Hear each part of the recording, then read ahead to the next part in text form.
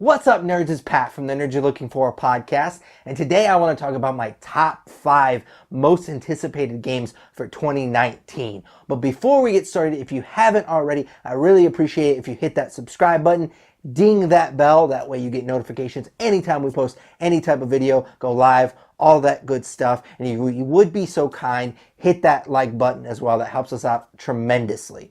And like I just said, I'm going to go through my top 5 most anticipated games for 2019. And of course, there's a lot of games that I wanted to put on this list, and I'll kind of touch a little bit. I'm going to have a few honorable mentions, but I'm going to kind of talk through my process for whether or not I put these games either an honorable mention or why I slotted them the way that I slotted them. Of course, this is just my list. If you have a completely different list, that's fine. That's kind of the beauty of being gamers, is there's a lot of AAA titles and a lot of big games that come out throughout the year that either I haven't played the other games prior, or it's just not the genre that I like. So if you have a game that you're really excited for, I would love to hear from you in the comment section below.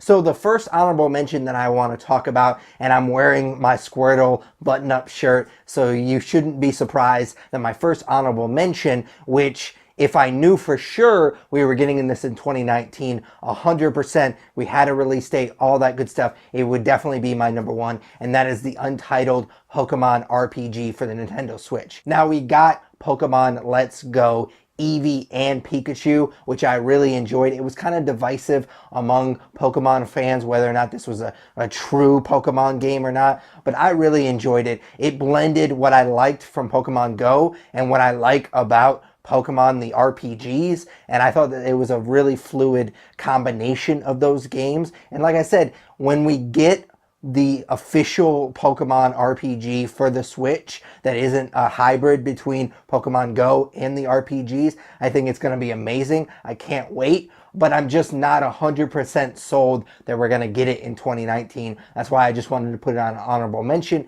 and not actually in my top 5. But if we find out tomorrow that we're getting it for sure in 2019, this would skyrocket to the top of the list. So there's going to be kind of a theme with my honorable mentions is, are we really going to get it in 2019? And the next game that I want to talk about is another game that I'm not sure we're going to get, and that's the Untitled Goose Game. So this game looks super weird, but charming at the same time, like super weird in the best way. It just looks like a perfect blend of just charming meets just the absurd, and it seems really, really fun. And so I'm super excited. Like I said, I'm not sure if we're going to get this because we still haven't had a title for it, but judging by the past game by this developer, it wouldn't surprise me if this just became the Untitled Goose Game. Like that's the actual title that they go with. Wouldn't really surprise me. This game, just looks really silly and fun, and I can't wait for it. Speaking of a game that got pushed back and back and back, this game feels like it's already been released a couple of times, and that is Days Gone for the PlayStation 4. It looks really, really cool, and the only reason it didn't make my top 5 is just because it seems like at this point, just not just in video games, but in pop culture in general, I'm kind of getting zombie fatigue. I'm a huge George Romero fan. I literally have a portrait of him zombified tattooed on my leg. Like, he's a huge influence. I love his movies. I love the genre, but these zombie games just are really tired for me, and I'm starting to get zombie fatigue. So that's the only reason it didn't make my top 5, but it looks really cool, and I'm pretty excited for it. So my last honorable mention shouldn't come as any surprise because my co-host and I, Tyler, from the Nerds You're Looking For podcast, we're both huge Star Wars fans. Our title of our YouTube channel and our podcast, The Nerds You're Looking For, is a not-so-subtle reference to a famous line from Star Wars. So I am always psyched for any kind of Star Wars content, especially video games, and Star Wars Fallen Order looks awesome. Well, at least it sounds awesome because we don't really know a ton about this game. I would say this is definitely another one that I'm not super confident comes out in 2019. Like the Pokemon RPG that I talked about earlier, this would definitely skyrocket up the list for me if I knew for sure that it was coming out in 2019.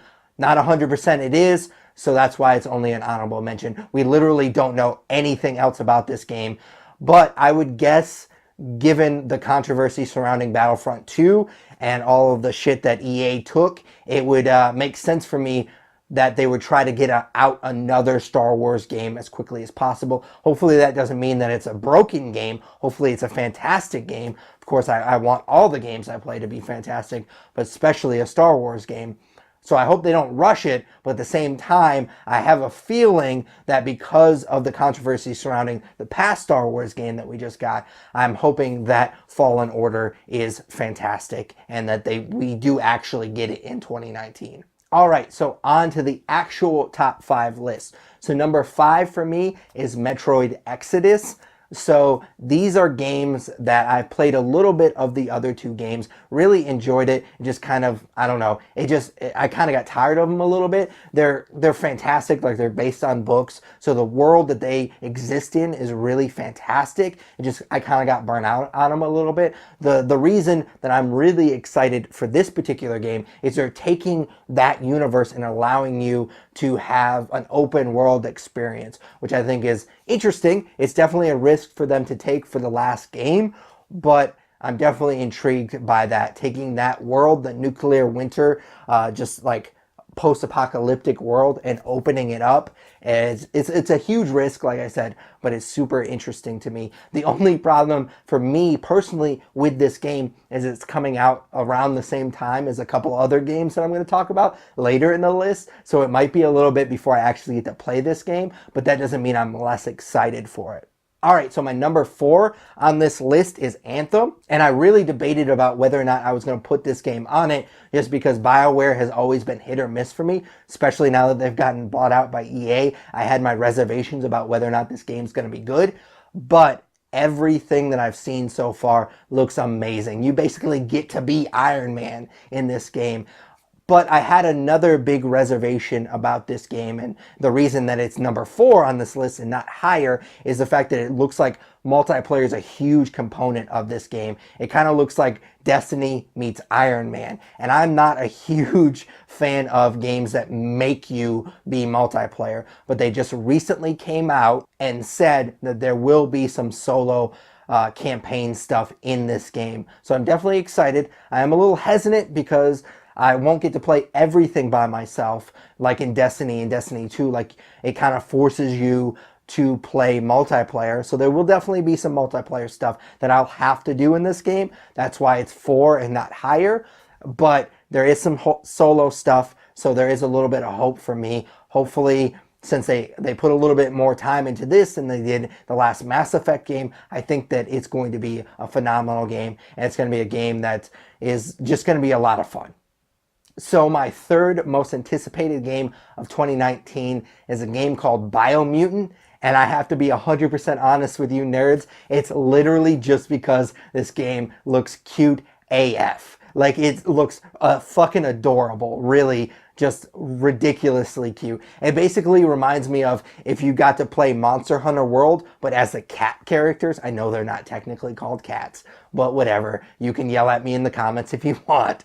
But basically, this game looks to me like it has the same type of aesthetic and just look and feel of Monster Hunter World, but if you got to play as a cat character. And I love animals, and I think that's adorable. So literally, that is why I'm excited for this game. It looks amazing. It looks like it plays really well, at least some of the gameplay that we've seen so far. But yeah, that's why I'm excited for this game, because it just looks cute as fuck. The number 2 game that I'm most excited for going into 2019 is Far Cry: A New Dawn. So this could easily be the biggest disappointment of the year, just because I know a lot of people didn't really like Far Cry 5 that much. A lot of these OG Far Cry players just were kind of disappointed in Far Cry 5. Me personally, I'd only played Primal going into Far Cry 5, so I was really excited to jump into it because it's kind of not really a reboot of the franchise, but it was a good jumping off point for people like me that hadn't played any of the other games. Like I said, I had played Primal, but that was it. So I kind of enjoyed it. I always said that I was going to 100% it. I never went back and 100% it. The game, even for me, Not being a hardcore Far Cry player, even for me, the story did get a little repetitive, and I never really went back to 100% it. I think I got like 85% of the way through the game. I mean, I beat the story, but as far as the other stuff that you would have to do to 100% it, I never got that stuff done. But I think the idea of coming back to Hope County like 10 or 12 or however many years after what happens at the end of Far Cry 5. I'm trying not to spoil it for anybody, but basically, other than like games like Metro Exodus that I just talked about earlier, that is kind of existing in this nuclear winter, this is after that happened. And so I think the color palette, the aesthetic of this game looks really interesting. So I'm pretty excited for it. But like I said, it could be the biggest disappointment of this year just because it's coming off a fairly disappointing game, at least as the old school Far Cry players led me to believe that it was disappointing for them, not necessarily for people like me that were just jumping onto the franchise. So my number one most anticipated game, drum roll please, is Mortal Kombat 11. So if you know me personally, you know that I'm a huge fan of Mortal Kombat. I grew up on these games, love fighting games, especially Mortal Kombat. And what I love about this game, even though they kind of teased it here and there, we didn't really have an official announcement until the Game Awards just a few months ago. It might have actually been last month. And this game is coming out in April. And we're getting all of these stuff like rapid fire, just one after another. We're going to get the actual gameplay footage and a lot more of actual information on the 17th. So shortly after this video posts, I think it was actually like the day after I'm planning on posting this video, we're going to get a lot more information about this game. We've already gotten cover art. It's awesome that we didn't even really officially know anything about this game until just recently, and all of a sudden we're getting just this wave of stuff about this game. It's getting me super psyched. I love the cover art. As much as you can love a cover art and get excited for something like that, I'm really excited for the cover art, and just this game in general looks amazing. They can't really mess up a Mortal Kombat game. I mean, I will say that the trailer, the music, I mean, a lot of people shit on the music in the trailer. It was really stupid. I've seen people recut that trailer with the Mortal Kombat theme song from the movie, and I thought that was really awesome. So the trailer itself is badass, but that stupid rap song that they had in the background was really stupid. But Mortal Kombat 11 is something that I can't wait to play. I'm super excited to play it on the YouTube channel. I'll probably be streaming it a lot when that first comes out, so be on the lookout for that. But that is my number one most anticipated game of 2019. Again, I would love to hear your nerds' most anticipated game in the comment section below. Even if you have a top 5, leave me the top 5. That'd be amazing. And as I said earlier, if you haven't already, hit that subscribe button, ding that bell, smash that like button. All 3 of those things really help us out a lot. And if you want more of our content, I'll leave all the links to everything else, including the podcast and nerd you're looking for, in the video description below. For Patrick Kuhn, I am the nerd you're looking for. Take it easy, nerds.